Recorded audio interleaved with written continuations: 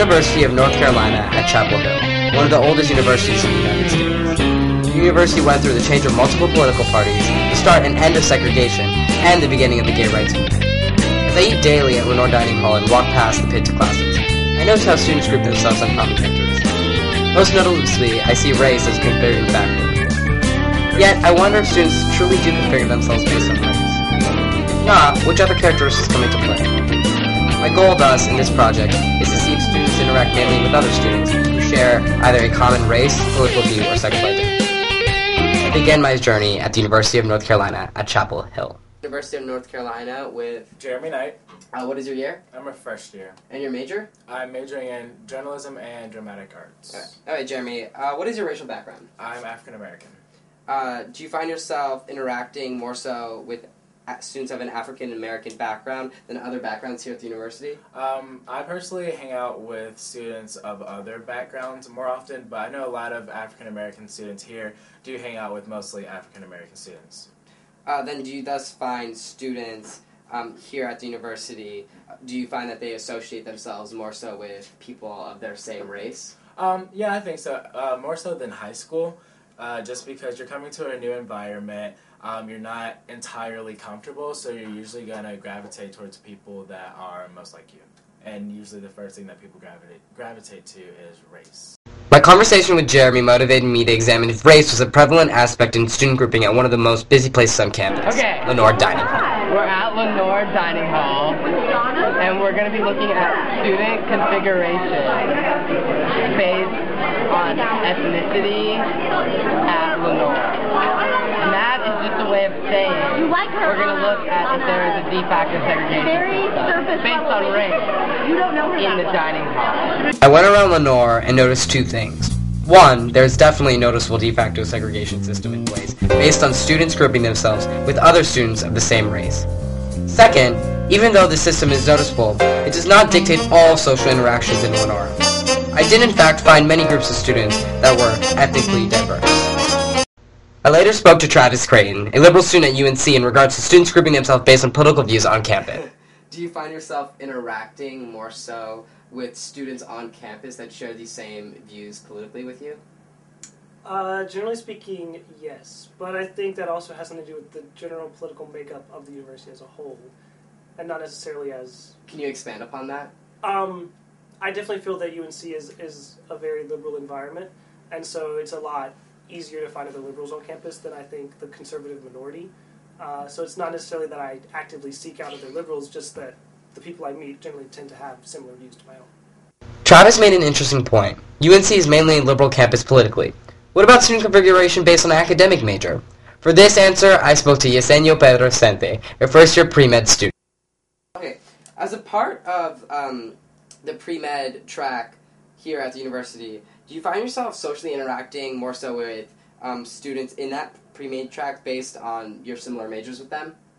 To be honest, I'm taking Chem 101 right now, and a lot of the students and a lot of my friends are doing the pre-med track. Some are biology majors, some are chemistry majors. But I would have to say that the people I most socially interact with, hang out, would have to be people from diverse backgrounds. I guess it's because I came in to college with a good group of friends here, and so they're all diverse, and I spend time with them. But I guess in my classes, though, I guess chemistry would be the only class where I specifically hang out with a lot of pre-med students. Yes, he made another great point. UNC academically groups students, but this necessarily does not transfer to students grouping themselves socially. Through my interactions with students at UNC, I realized that UNC is a very particular environment and setting. Would my findings on student configuration hold true at, say, another university? I journeyed outside UNC to answer this question. Duke University, founded in 1838, is only a 30-minute bus drive from UNC. I met with my friend Ryan Boone, a conservative engineering Duke student, and spoke with him to see if students at Duke group themselves based on political views or academic major. One of the nice things about going to a university setting is that you're going to come in contact with a lot of different people. I wouldn't say that I can confine myself to any one group. I'm constantly brushing up against liberals, other conservatives, people who would define themselves as independent, which there seem to be a lot of. And it's really not even just people who are mainly liberal or mainly conservative. I found that at this university you have a lot of people who have their views depend on which policy you ask them about. there's a lot more flexibility here than I would have thought. Awesome. Okay, so do you, as a part of the Pratt School then, of the Pratt School of Engineering, do you find yourself then socially interacting more so with engineering students based on you having the similar majors?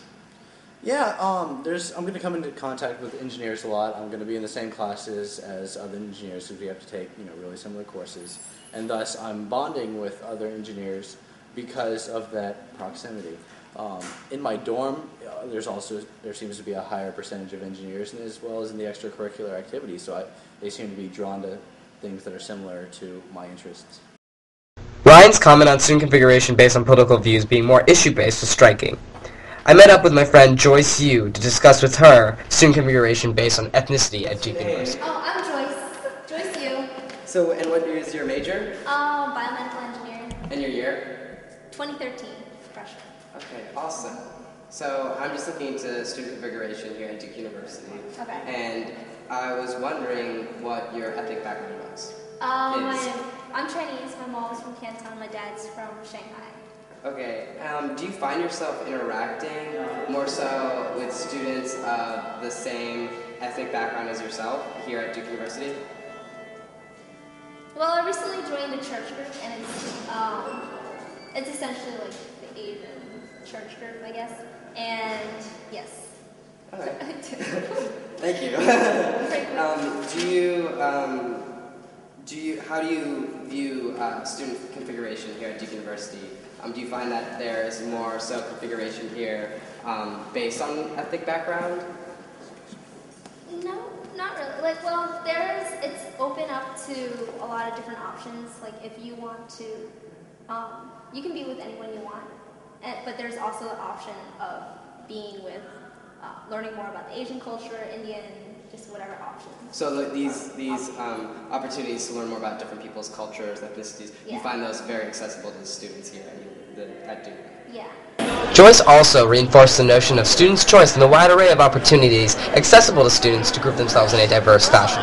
I met with Allison Kibbe, a sophomore anthropology major at Duke University, to see if de facto segregation exists in the Duke dining hall based on ethnicity. I think the thing about the Great Hall is it's not a normal campus eatery where everyone comes. You choose to come here.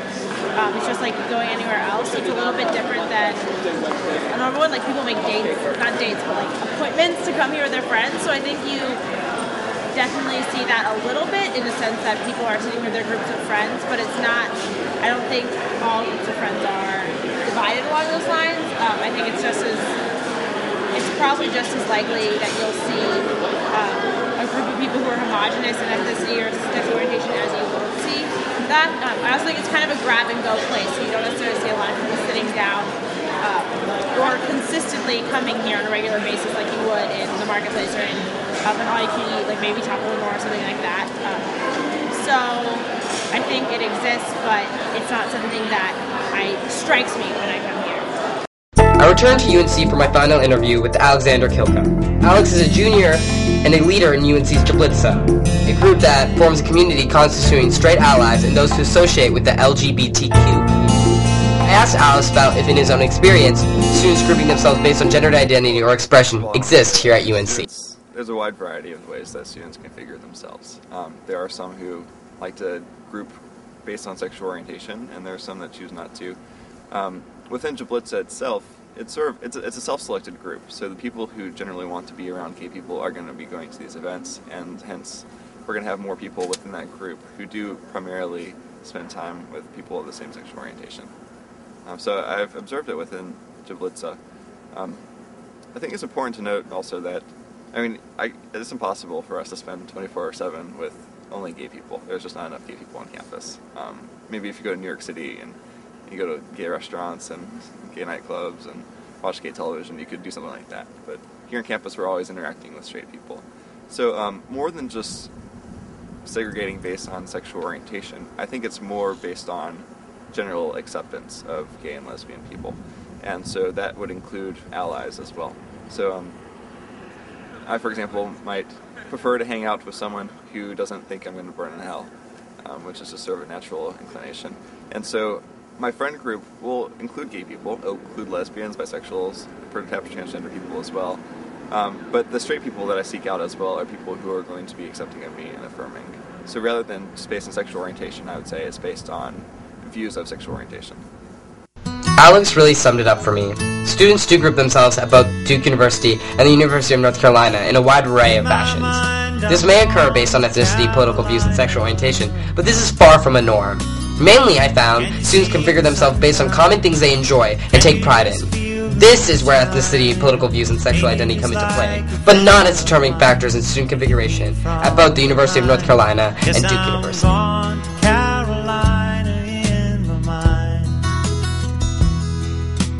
Carrying she's a silver